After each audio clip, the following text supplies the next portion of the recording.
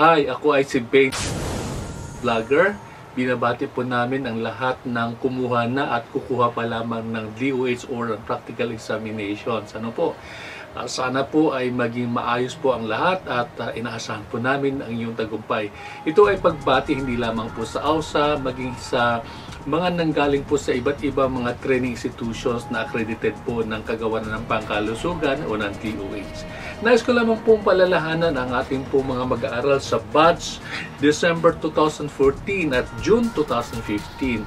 Kung mangyari po lamang, kayo po ay tumungo sa mga sangay po ng Asian Wellness and Spa Academy sa Davao at sa Manila upang kunin ang inyong mga papeles, ang inyong po Certificate of Registration, ang PAMP at ang DOH ID.